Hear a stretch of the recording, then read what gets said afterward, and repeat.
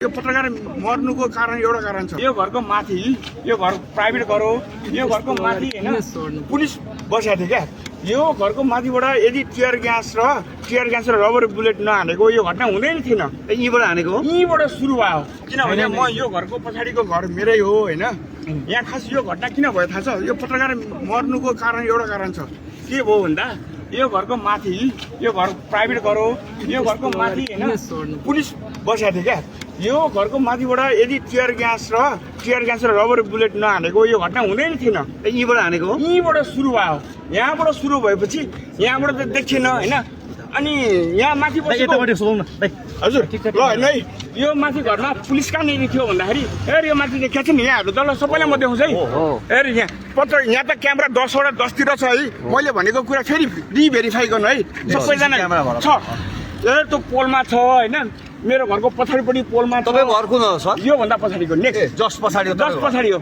यहाँ मान्छे मर्यो भने त मैले 1 घण्टा मान्छे अगाडि थाहा पाएको। जबकि यो घरमा आगो बल्ने बेला यो घरबाट छिरेको आगो मेरो घरको पछाडि मेरो घर जल्दैछ भनेपछि म त 2 घण्टा पछाडि यो घरको पछाडि पानी हालेर बसेको मान्छे हो नि त। अनि यो पत्रकार जसरी मर्यो नि, यो पत्रकार सायद हैन मैले दिएको इन्फर्मेसनले कोही मान्छे मरेको चाहिँ कसरी मर्यो भने थाहा पाओस् है। मलाई पनि कन्फ्युजन छ। किनभने जो मान्छे मर्यो भने छ नि, त्यो मर्नुभन्दा मरेको थाहा पाएको त 2 घण्टा पछाडि मैले चाहिँ है। तर त्यो मान्छे छ नि, यहाँ 2-4 जना एबी न्युजकै पत्रकारहरू है, मलाई I don't know who are those. अनि उहाँले के गर्नुभयो थाहा छ? मेरो घरको पछाडि यहाँ माथि मेरो घरको माथि छ भन्नुभयो क्या। जबकि मेरो घरमा त मेरो बच्चाहरू मेरी आमाहरू यहाँबाट पत्रकार सबैजना यति धेरैवटा मिडिया छ, सबैले देखेको कुरा नि केही भ्रम छैन क्या। अनि मेरो घरमा पनि आगो लाउने ढुङ्गा हानी काम भयो। अनि मेरो त बच्चाहरू बचाउनु त मेरो कर्तव्य हो।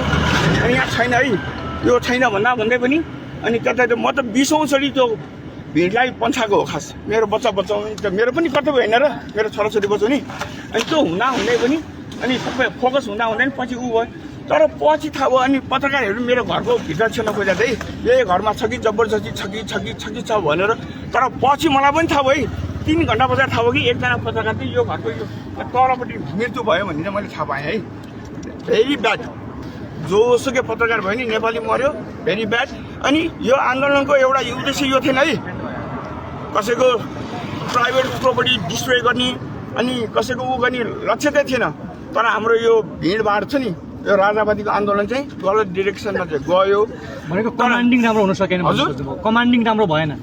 कमान्डिङ त राज्यले इन्टेन्सनली यो गरेको। किनभने माथि राखेर पुलिसलाई गोली हाल्न लाउने त टियर ग्यास हाल्ने प्रहरीले गोली हानेका थिए छत माथिबाट। यो घरको माथिबाट टियर ग्यास यहाँ हानेको हो नि त। यो हानेपछि यो घटना भएको। यो नहानेको भए पुलिसले माथिबाट चार्ज नगरेको यो घटनै नहुने हो।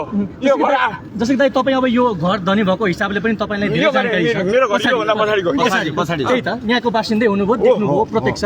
त्यस अर्थमा तपाईँले यति भनिदिनुहोस् कि ठ्याक्कै सुरुमा प्रदर्शनकारीले ढुङ्गामुढा गरे कि माथिबाट चार्ज हानेको। पुलिस उतातिर थियो, सबै भिड उता फोकस थियो।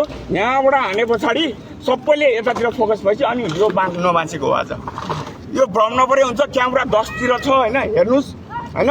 घटना भयो, दुर्भाग्य भयो। जो मर्यो नि दुर्भाग्य भयो नि त, दुर्भाग्य भयो हैन। तर घटना चाहिँ के हो त? अनि मैले भने त म पनि यहाँ थिएँ। तर त्यो पत्रकार खोज्दा त अरू पनि पत्रकारहरू मेरो घरमा छिर्नु भएको थियो हैन। तर पत्रकारको लास यहाँ कसरी भेट्यो है? I even don't know.